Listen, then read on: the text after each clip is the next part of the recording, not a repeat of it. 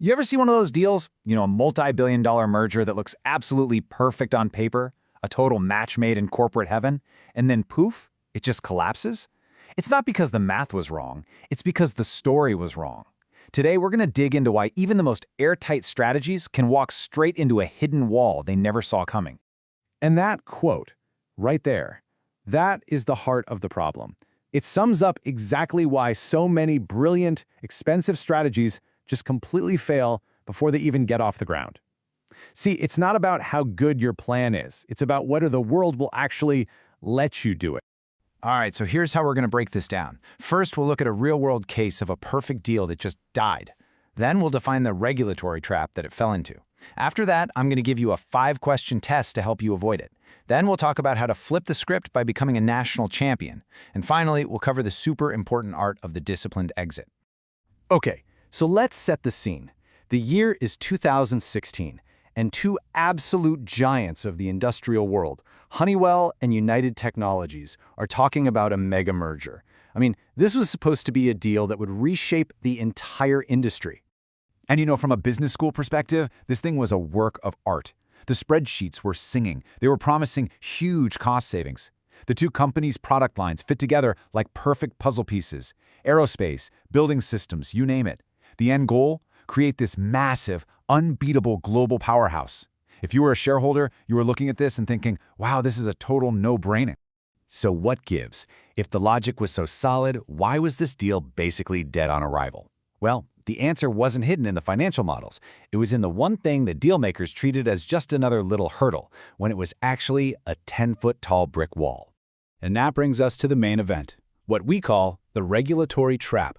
This is the silent killer, the ghost in the machine that takes down these perfectly logical, strategically sound deals. Now, here's the key thing to get. The strategy itself isn't bad. It's just unapprovable. The trap is when a board gets so focused on the beautiful internal logic, the synergies and the profits, that they totally misread the political reality outside their own boardroom. They think of regulation as just another manageable cost. But in reality, it's a hard gate, and you can't get through it. This right here, this slide nails the problem. It's like the boardroom and the regulators are speaking two completely different languages. In the boardroom, they say significant cost synergies, and they hear efficiency and profits. A regulator hears that, and the translation in their head is job losses. The CEO says increased scale, but the politician hears less competition for everyone else.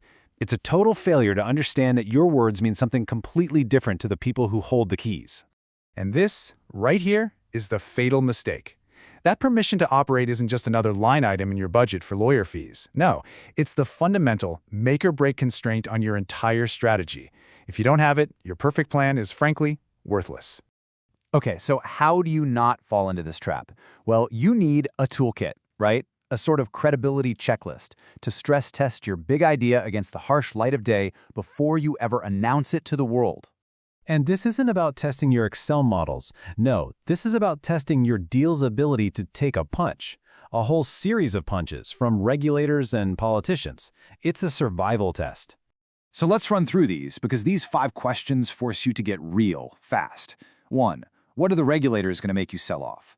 2. And this one is so important. If you sell that stuff, does it completely gut the whole reason you wanted to do the deal in the first place? 3. How long can your company live in this state of limbo before your best employees and your customers start to bail? 4. Which of your big important customers are going to get nervous and start taking calls from your competitors? And finally, number 5, what's your escape plan? At what exact point do you pull the plug? And what are you going to say when you do it? So avoiding the trap is one thing.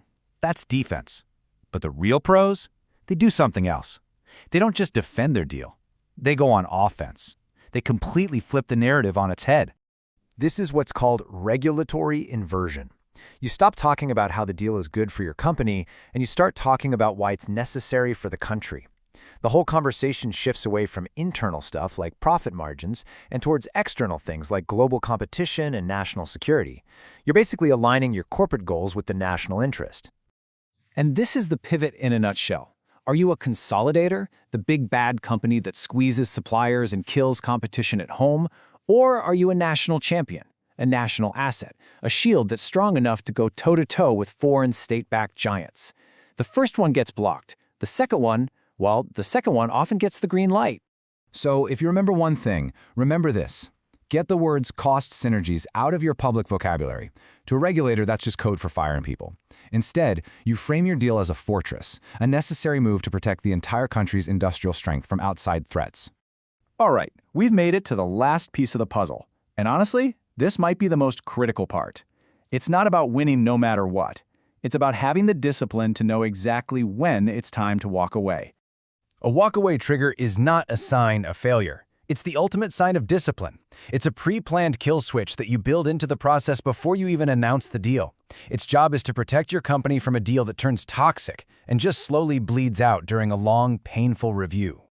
A smart exit always has two parts. First, you need the math, a hard quantitative limit. That could be a specific business unit that, if a regulator demands you sell it, the whole deal is off. Or it could be a timeline, like, if this isn't done in 18 months, we're out.